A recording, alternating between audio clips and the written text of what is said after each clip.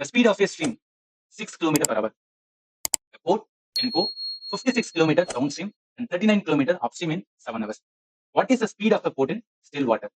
ஒரு ஆற்றின் ஓட்ட வேகம் மணி நேரத்திற்கு 6 கிலோமீட்டர். ஒரு படகு 7 மணி நேரத்தில் ஆற்றோட்டத்துடன் 56 கிலோமீட்டர் மற்றும் ஆற்றோட்டத்திற்கு எதிராக 39 கிலோமீட்டர் பயணிக்கிறது.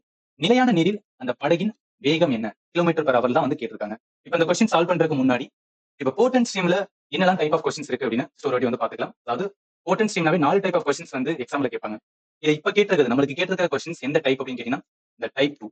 இந்த டைப் எல்லாத்துக்குமே என்னன்னா ஒரு பேசிக்ஸ் ஃபார்முலா இருக்கு, அது நம்மளுக்கு தெரியும். அதாவது போட் வந்து ஸ்பீட் அண்ட் ஸ்டில் வாட்டர்னு சொல்லுவாங்க, அதை கண்டுபிடிக்க ஒரு ஃபார்முலா இருக்கு. ஸ்பீட் ஆஃப் த ஸ்ட்ரீம் கண்டுபிடிக்க ஒரு ஃபார்முலா இருக்கு. Downstream speed, upstream speed. Down ஸ்ட்ரீம்னா இப்ப ஏதாவது ஒரு ஆத்துல போயிட்டு இருக்கும். டவுன் ஸ்ட்ரீம் என்பது என்ன அப்படின்னா அந்த ஆற்றோட்டத்தோட கரண்ட் சொல்லுவாங்க பாத்தீங்களா, அது போற இடத்துல நம்ம போன வச்சுக்கலாம், ஜல்லுன்னு வந்துரும் பாத்தீங்களா. அதே அப்ஸ்ட்ரீம் என்பது காத்து ஒரு சைடு அடிச்சிட்டு இருக்கும், நம்ம ஒரு சைடு போயிட்டு வச்சுக்கலாம். நம்ம என்ன இருக்கும் ரொம்ப வந்து எனர்ஜி கொடுத்து வந்து கொடுக்க வேண்டியது ரைட்டா. அப்பதான் என்னன்னா அந்த காத்து தாண்டி நம்மளால வந்து முன்ன போக முடியும். அப்ப டவுன் ஸ்ட்ரீம் ஸ்பீட் என்பது என்ன சொல்லுவாங்கன்னா நம்மளுக்கு 2 இதை ஆட் பண்ணணும்னு சொல்லுவாங்க. அதாவது speed and still water, speed of the stream. அது ரெண்டு என்னன்னா ஆடும். ஸ்பீட் அண்ட் ஸ்டில் வாட்டர் ஒண்ணு கிடையாது, நம்ம எவ்வளவு வந்தா அது அழுத்தமோ அதான் வந்து ஸ்பீட் அண்ட் ஸ்டில் வாட்டர்னு சொல்றது. ஸ்பீட் ஆஃப் த ஸ்ட்ரீம் என்பது அந்த காத்துல என்னன்னா அந்த தண்ணி என்ன ஆயிட்டு இருக்கு மூவிங்ல இருக்கு பாத்தீங்களா அது. டவுன் ஸ்ட்ரீம் பொறுத்தருக்கு அது ரெண்டையும் ஆட் பண்ணும், அப்ஸ்ட்ரீம் பொறுத்தருக்கு ரெண்டையும் ஒண்ணு கழிக்கணும், அவ்வளவுதான். இதை வச்சு என்ன கண்டுபிடிக்கணும்னு வச்சுக்கேன். இந்த கொஸ்டின்ஸ் வந்து நம்ம சால்வ் பண்ணலாம். நான் கிளாஸ் எடுக்கும் போதே உங்களுக்கு அந்த மாதிரி வந்து சொல்லியிருக்கேன். பட் இது வந்து ஒரு ட்விஸ்ட் இருக்கு. என்ன ட்விஸ்ட் இருக்கு அப்படின்னு பாத்தீங்கன்னா நீங்க கேக்குறது என்ன, speed of the boat in still water. Formula என்ன? Speed of the boat in still water கண்டுபிடிக்கிறதுக்கு ஃபார்முலா இருக்கு. Speed of the boat in still water கண்டுபிடிக்க ஃபார்முலா என்னன்னா அந்த downstream plus upstream divided by 2. இப்போ இதே மாதிரி இங்க பாருங்க, இந்த மாதிரி கொடுத்துருவாங்க 11 கிலோமீட்டர் பர் ஹவர் வந்து அலாங் த ஸ்ட்ரீம் இல்ல அகைன்ஸ்ட் ஸ்ட்ரீம். அலாங்னா அதே ஒரே ஆற்றோட்டத்துல அப்படி ஒரே இதுல போறது, அகைன்ஸ்ட் ஸ்ட்ரீம் ஆற்றோட்டத்துக்கு எதிராக போறது. அப்படி போகும்போது speed of the boat in still water formula தான் downstream speed upstream speed divided by 2 போட்டு கரெக்டா கண்டுபிடிச்சலாம்.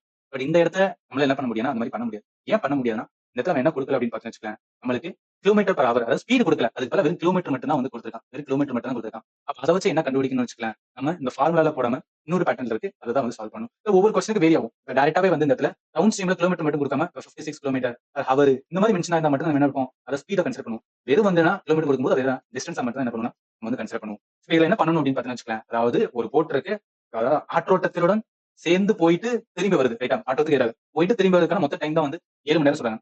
இப்போ முதல்ல வந்து ஆட்டோத்துடன் போகும்போது அதுக்கான ஒரு டைம் ஒன்று இருக்கும், ஆற்றோத்தின் எதிராக வரும்போது அதுக்கான வேற டைம் இருக்கும். ஏன் வேற வேற டைம்னா ஒவ்வொன்றுக்கும் வந்து என்ன வச்சுக்கலாம். ஆற்றோத்துடன் போகும்போது ஈஸியா போயிடும், திரும்பி வரும்போது என்ன காத்துக்கு எதிராக வரும். அப்ப தேவையில்லாம என்ன பண்ணணும் டைம் வந்து வேரியேஷன்ஸ் டைம் கொஞ்சம் ரொம்ப என்ன எடுக்கும் அதிகமாக எடுத்து ரைட்டா. அது ரெண்டு கூட்டும் போது அவன் என்ன சொல்றான் 7 மணி நேரம் வரும்னு சொல்றான், 7 ஹவர்ஸ் வரும்னு சொல்றான். இப்போ இதை வச்சு என்ன பண்ணனா speed equal to distance divided by time. உங்களுக்கு டைம் என்ன டிஸ்டன்ஸ் டிவைடட் பை ஸ்பீடா. அப்ப என்ன பண்ணணும் டைம் 1 என்பது distance 1 by speed 1 plus time 2 என்பது distance 2 by speed 2 is equal to என்ன வரும் 7 அப்படின்னு வச்சுக்கலாம். இப்போ distance 1, so distance 1 என்ன சொல்லிருக்காங்க 56 ரைட்டா. so distance வந்து 56 அதுக்கான வந்து ஸ்பீட், so அதுக்கான ஸ்பீட் வந்து என்ன அப்படின்னு